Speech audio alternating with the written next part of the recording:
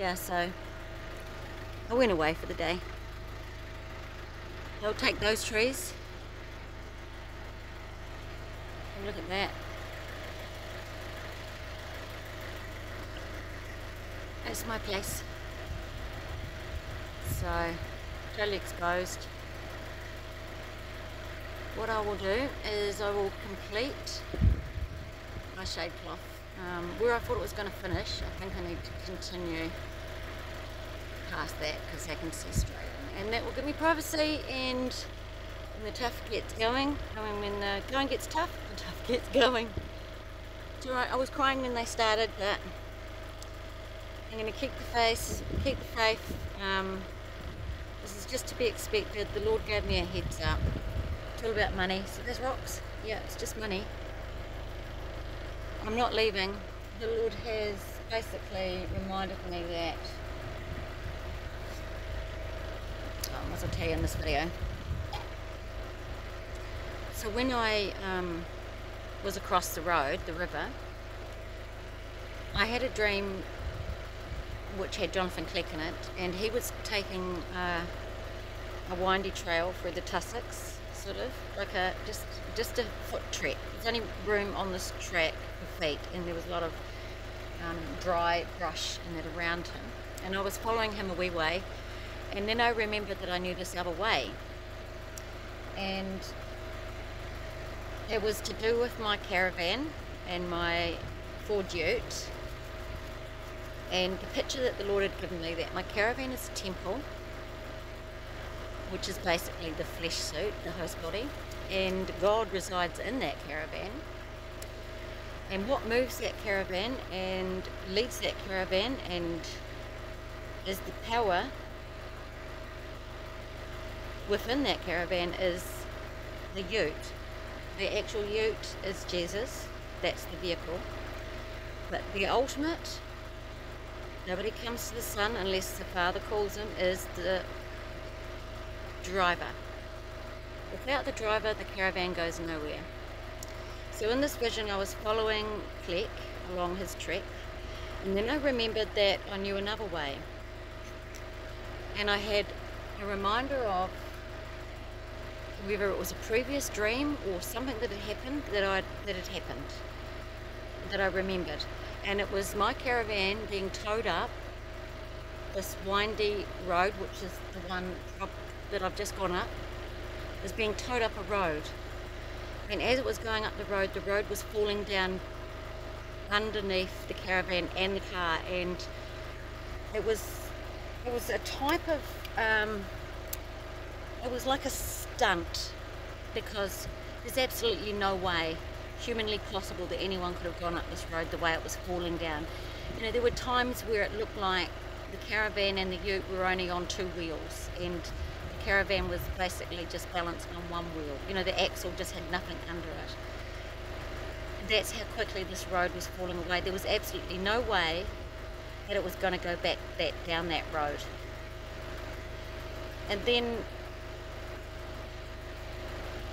I remembered that it was parked in a shed, and there was just something like an anvil or like something to do with like a bench saw or a grinder or something that was fixed to the ground in front of this caravan, my caravan. And what I had done before I met Clegg on his trek is I had realised that all I needed to do was unbolt it from the concrete floor and push it aside, and I pulled my caravan out on my own, and I hitched it back to the ute, and it was ready to go. The thing is, there was no way out, because the road had fallen away, and the only other way to my caravan was the trek that Clegg was taking. He's going to arrive at the same place as me, and this is it. It looks like a real mess, doesn't it? This is it. That's where my caravan is, and the Lord gave me a song that morning I had the dream. The only way in is the only way out, and it's you. It's the Cliff Richard song. And what the Lord is telling me, because what I saw in my dream was the caravan and the car going up into the air, up. It's the only way out is up. So I'm not leaving. I've had offers, I've got other places I could go. And yes, it is literally possible for me to tow that caravan out. But the Lord has shown me that I'm not leaving. The only way I'm leaving is I'm leaving with the church. I'm leaving with the bride. I'm being raptured out of this. This is the territory the Lord has brought me. And He showed me that stop sign with a scorpion. And it's no scorpions. And the angels are at the gate. And I'll plead the blood on the caravan door. And you can see I'm already building a bit of a screen, so I've got privacy. So it's not a problem, it's been done. I'm over it.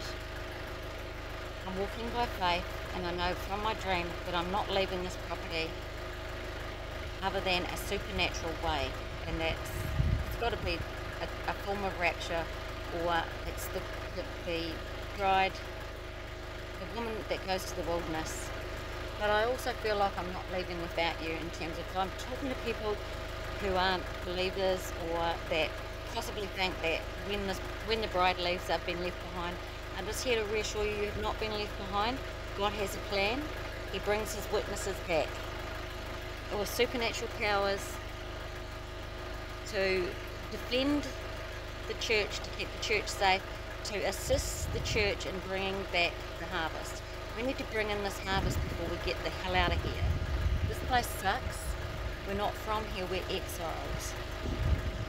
If you don't know that yet, you will soon. My testimony, Cleck's testimony, has proven it. We've already been brought, both of us, before the courts for our faith. We've already had our enemies are in our own household. Our whole families have turned on us. That's the bride. We've already been through it, and we're walking this out. And all we're doing is just ahead. We're just walking ahead. It's not fun. We're all going to have to do it. Like I've got that dream. I have the dream where there's two roads, and all the church is lined up on this high road. And I go, oh no, I'm taking this low road, this trek. And they warn me that there's giants at the end. And it's like a gate, like you're going into a race course or something. It's like they're like ply containers, and you need to go in the gate, and there's a gate on the low road, and I walk in there, there's a giant. I awaken the giant. There's Fanta. I awaken the giant, and he throws me out. That's fine. When I'm in there, I have a wee peek, and do you know what I see? I see a giant at the gate, but everyone's lining up. They think there's nothing at the end of that gate. There's a giant. Everyone's going to have to face the giant. I'm just facing it sooner. Yes, I've been called crazy. It's going to happen to you too. And isn't it funny that if you have a look at one of my posts, I've got a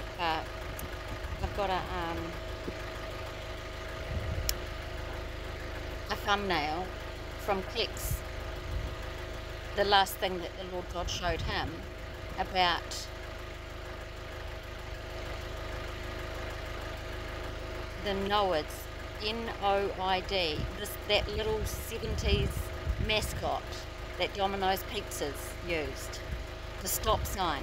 He found the stop sign. They've started to use this old mascot, and they've planned it all along, and it means no ID.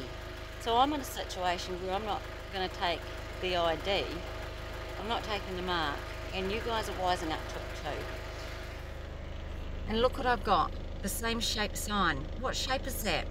It's a hex. It's a hexagon. It's your transmutable, whatever you call it, where they transmuted the angels. So I know where I am, I know what I'm standing on. I'm standing on what the Lord has shown me.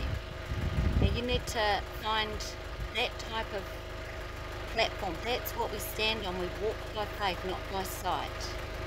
It looks like they're going to get me out of here. They're going to drive me out of here, but they're not. I'm not leaving this land. Something's going to happen on this land. I've seen too much. The Lord brought me to this land. He's shown me already the place where the Antichrist is in the cave, he showed me a bug like a pupae wrapped in a shroud of goat skin. An old Bible wrapped in goat skin. He told me there's a chant down there. I met a Māori kaumātua who told me yes, that's exactly the spot where there's an ancient pa. It's a burial site. I don't know how many places they come out of this pit, but they're going to come out here. And I'm going to be waiting for them. And I've also had a vision over that land of a circular shape of lights that you could call them like UFO sightings. They're hovering low to the ground. There's a bee. Ouch! And there's bees everywhere here. Both my dogs are being stung by bees. Oh, I nearly lost my dog. I told her my dog has carried away a carcass, a rabbit carcass, which would have been killed by the 1080, but she's still here with me. That's fire. You know, I'm in God's hands. I'm not in their hands. I'm in God's hands. So really it's just a matter of in doing all, just stand. Just stand. Press into God. Have your own relationship, because you're not going to have the internet. You're not going to be encouraged by those that hear and see on the internet. You're going to have to find that for yourself. And it comes through honesty in your relationship. Be honest. We've all fallen short. I've had to face my own demons. I've had to face my own demon, literally. I was yoked with a demon, and I've turned it up. And just like Cleek said, sometimes we're not perfect, and sometimes we go into our default mode.